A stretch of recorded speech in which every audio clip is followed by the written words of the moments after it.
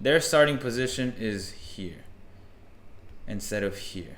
Number 2, they are in the line of sight of that center back. So why do I want you to be here? I want you to think of being at the top of the diamond.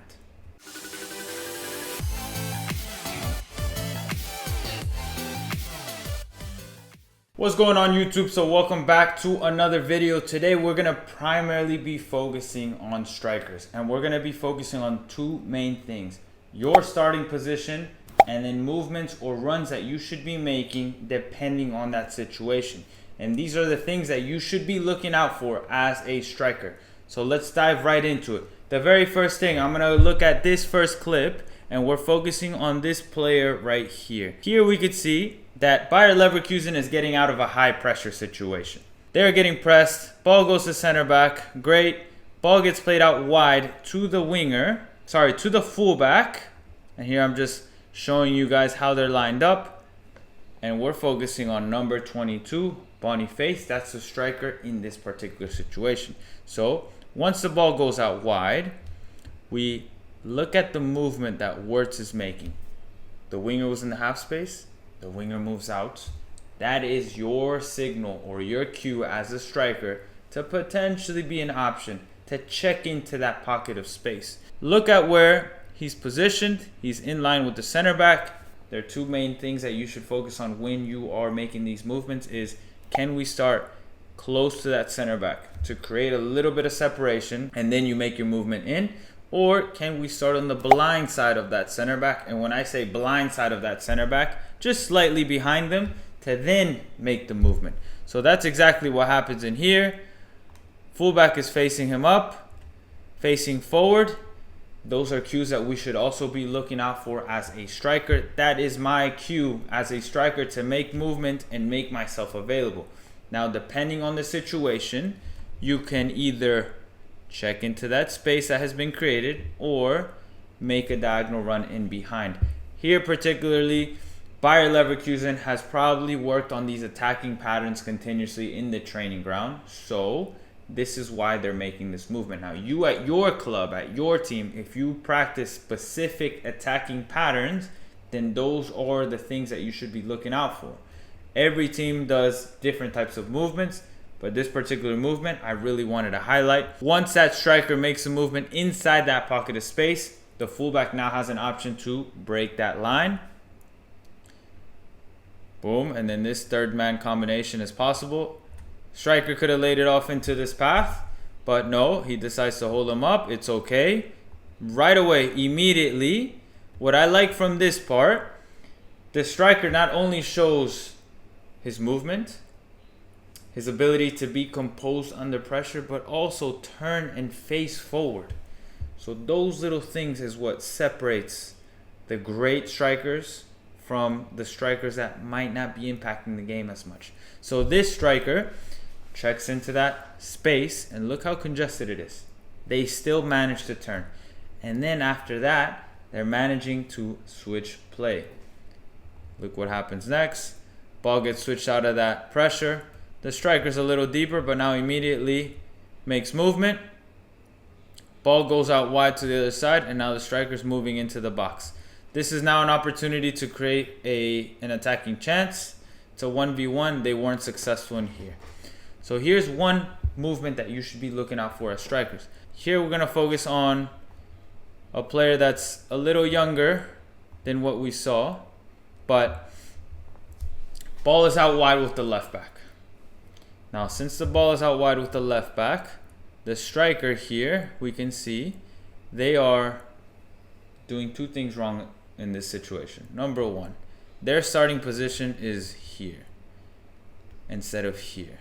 Number two, they are in the line of sight of that center back. So why do I want you to be here? I want you to think of being at the top of the diamond. There is a diamond here. The winger is moving out. The center mid is here, and your left back is at the bottom of the diamond. You want to be on top of the diamond to give yourself and allow yourself to have two main options. Number one, exactly what we saw in the previous video, making that movement inside to this pocket of space. You can see that pocket of space being available. Number two, if you have practiced different types of attacking patterns. Again, you can also allow yourself to make that diagonal run in behind. But this is possible by being at the top of the diamond. You want to be on the blind side of the center back. I cannot stress that enough. Look what happens. Right now, that fullback has no options. The striker has made the movement way too early. Now we're under pressure. We can't really get out here. Fullback does a great job of dribbling, getting out of pressure. Boom, we lose possession. Here's another exact moment. Similar. But now here, what's the issue is the striker has made movement way too early, and they are in the line of sight of that center back. So yes, that pass could be a little forced. However, maybe it could have worked if she was here to start on the blind side to create that space in behind, and then she can make that movement behind.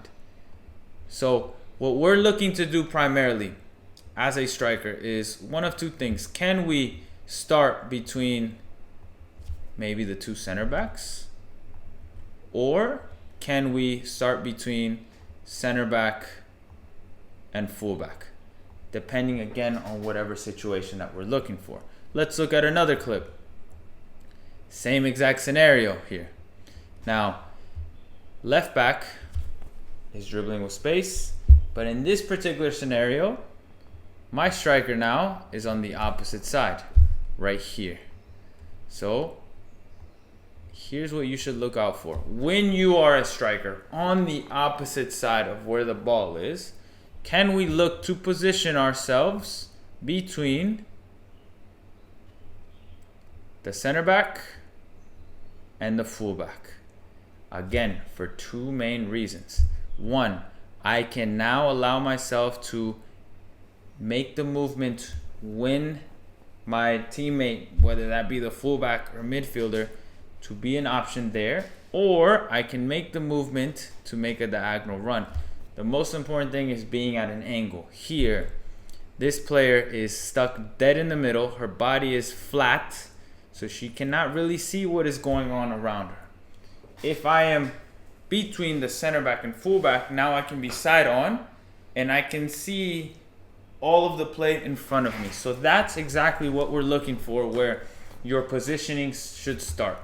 Again, if the ball, let's say, is still out wide with number 6, this is where you should start to wait for a cross or be prepared for a cross, because then you can make the same exact type of movement. You can either make the diagonal movement into the PK spot, or you can make a diagonal movement into the front post, or you could just make a straight movement into the back post. But the main thing is we're forcing that defender to defend. That defender is always looking over their shoulder to see where you are. And that little bit of separation or advantage that we create makes it so much more advantageous for yourself. Here's another moment. Similar situation. This is a little better, the movement. As you can see, let's rewind it back just a little bit. The movement is a little bit tighter, right? And I'm going to stop it right there. She made herself available. However, I think that the fullback dribbling inside also eliminates her options. However, when she does get that ball play, the striker, boom, in these moments, let me zoom in real quick so you guys can see. This is where I need to have my strength and hold up play. So these are the moments when I need to hold up play, lay it off, and then make movement off the ball. The next thing I need you to focus on is it brings us back to when I am positioned on the opposite side of the pitch as a striker, I want to find myself between the center back and the fullback. So look, ball gets played out to the right. Look where Harry Kane is positioned between those two players, the right center back and the fullback. Now makes an option between the lines, doesn't get played, it's okay, boom, stays in those pockets. Now this is the type of player that Harry Kane is, right? You, as a striker, may have different characteristics and different attributes that make you slightly different. You might like to drift out wide. You might like to stay high and be that hold-up striker. You might like to drop in and play like a second striker. So that is also important to recognize what type of striker you are. Here's another moment. Ball is in the middle. Harry Kane starts high with the center back. Gets between the two players. Ball gets played out wide. And again, I am on the blind side of that left side center back and that left back.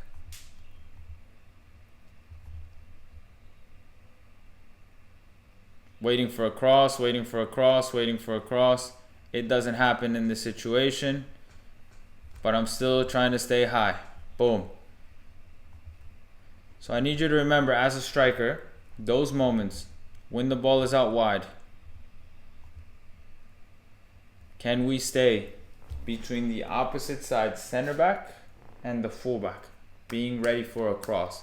Why? This gives us the angles that we need in order to potentially make the runs that could lead up to a goal scoring opportunity.